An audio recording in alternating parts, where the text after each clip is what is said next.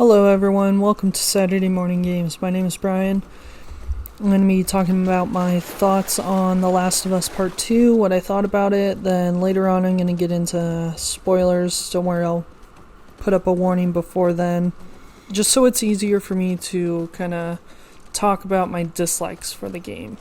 It's kind of hard to talk about those because it's part of the main story, and I know a lot hasn't really been revealed about the story, so let's get into it. So to start off, the visuals are some of the best I've seen this generation. This game is amazing to look at. The whole art direction they took with just like a crumbling Seattle and the apocalypse, how beautiful that could look. They also have just all the details on the weapons when you're at the crafting station, the way the rain drips down the guns and just the way it puddles everywhere, and just all of it looks fantastic. So definitely A+ on that. The audio design is also very well put together. The sound of the shotgun, the handgun, you know, when you're letting go the bow into a person and you just hear them slowly dying and choking on their own blood. I mean, it's gruesome, but it just kind of really puts it in there for you. As you're walking around on different environments, you could tell what you're stepping on and what you're not stepping on. Just the subtle details are great. Also, the music in this game is a lot more apparent. It brings a good intensity to the game that I feel the last one didn't have. I'll show you a part here. Go, I'll keep them busy.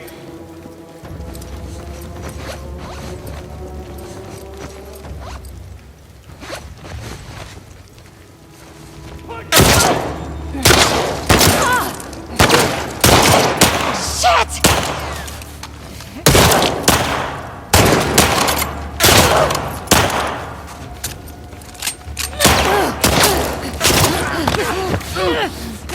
Ellie! Over here! Skylar!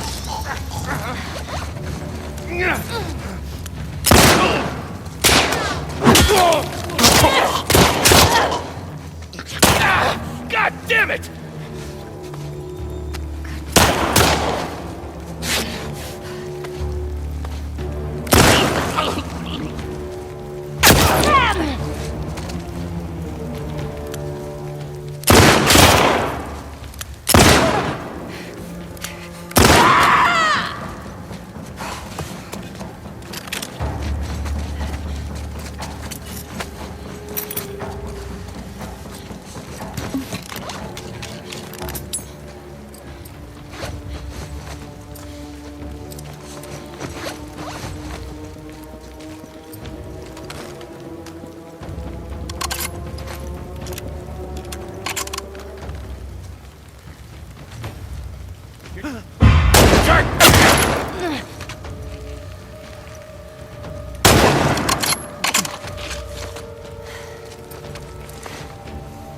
It really gives off this like sense of urgency and needing to move. Also, the sounds of the infected are terrifying. The screams of the runners or the sounds the clickers make, the new different kind of infected that are in this game, they all have their own sounds, and you're able to tell which one they are, and it just kind of makes you hesitant on going towards them. The voice acting in this game is fantastic. The whole cast does a great job at delivering their lines, and it just makes it really feel like a movie. It's very realistic, it's very believable, and you just hear the emotion in their voices, and you can see the emotions on the characters' faces. That is just another good thing about this game. And wait, we got gasoline. Our luck's changing. Don't you jinx us. The movement now in this game is a lot quicker. I feel as Ellie, you're able to move a little quicker than Joel could. Joel seemed a little more sluggish, but you're able to move around quickly. You're able to go prone now, which allows you to hide under vehicles, hide inside of tall grass, or get under different types of furniture, or squeeze your way through walls and different stuff like that. You also have a jump, but that's more for environmental kind of puzzles along with the rope climbing. The gameplay, all intents and purposes, is the same. I don't find that a bad thing. I really enjoyed the Last of Us gameplay, where you have 5 enemies left and you only have 2 shots and you need to figure out, alright, how am I going to get through all this? I need to, take these 2 people out quietly, then maybe I can pull out my gun, shoot this person, get away. It has that same type of feeling in this game as well, where you're always having to scrounge around for supplies after an encounter and figure out all your moves. The thing that this game unfortunately lacks, which is kind of a big deal for a story-driven game, is the story is not on par with the last game. It doesn't give off the same emotional feeling as the first game did, which is a bummer. And, it feels a little jumbled and some things feel out of place, like, oh, maybe that should have came before. You hear about certain things and you don't even see it until the very end of the game, when it's mentioned at the very start of the game. Another thing, I don't know if this was just from me playing it through all the way quickly to get a review out for it. This is my first time doing a review for a game, but it just felt like it started dragging towards the end. It felt like all the encounters were the same, just in different environments, and it slowly overstayed its welcome. And so for those 2 reasons, I couldn't confidently give it more than a 7. It's a fantastic game, and I would recommend it to anyone who played the last game. But if you're a newcomer, obviously play the last game before you play this one. But if you love the first game and you really didn't want a second one and you don't really have a desire to play it, I would just say hold off. Find a way to rent it or borrow it from a friend. But I'm going to get into spoiler territory now.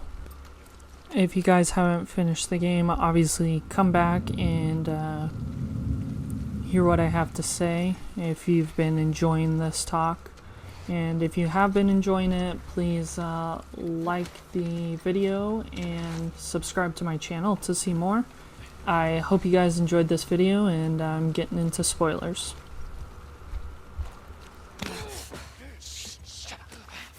Alright, so my biggest complaint for this game is the way it doesn't feel like it's in the correct order. It's not as impactful as the last game. I feel like you're progressing the story, then all of a sudden something happens and it stops and you jump into a flashback. And you keep progressing forward, you stop, you jump into another flashback. You get all the way to the end of the game, then boom, you're in a different character, and you go through the exact same thing, but in her perspective, and you meet all these characters you killed about 6 hours ago, and you realize, oh, these people are nice, they're just trying to survive as well. They're getting attacked by this cult that wants to kill them all, and, you empathize with them and you see them as who they are, but you killed them 6 hours ago already, and you're just kind of like, oh, bummer, I killed that person.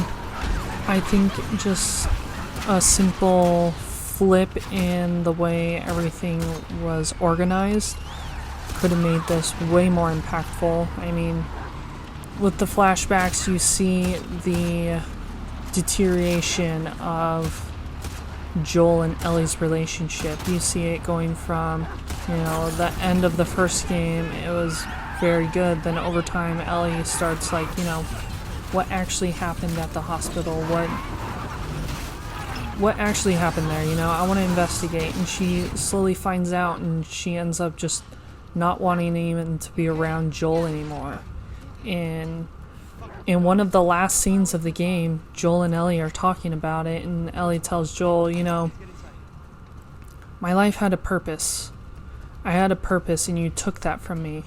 And so she feels like she has no purpose in this life anymore. And that's something she really struggles with. But Joel just kind of agrees and is sorry about it. But he tells her, you know, I would do it again in a heartbeat. And she says, you know, I want to learn to forgive you for this. So you realize, you know, that was one of the last conversations they had before Joel ends up dying.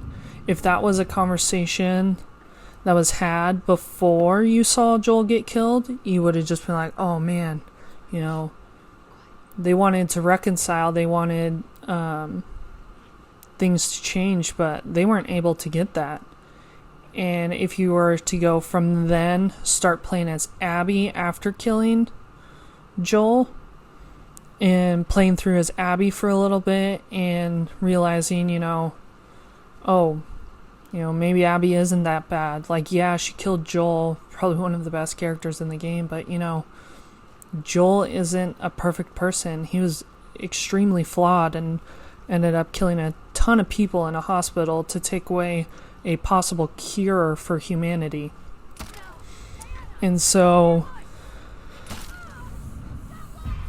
going through as Abby and being able to start empathizing with her and seeing her as a human and not just this villain the whole time, and not seeing her until you start really playing as her, it brings more weight to when you become Ellie again.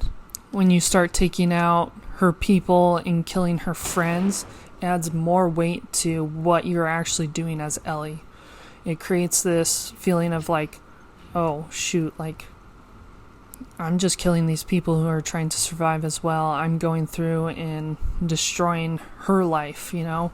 And that'll create more of that, like, endless cycle of revenge they were trying to push in this game, but I just feel like they didn't really get to that point. So, that was my biggest thing with this game. I feel like it was not organized correctly, and so that's why I'm giving it a 7. And if you guys came back to hear what I had to say, I appreciate it. If you like this video, go ahead and give it a like.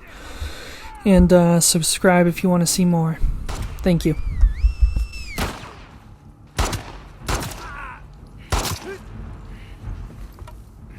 No!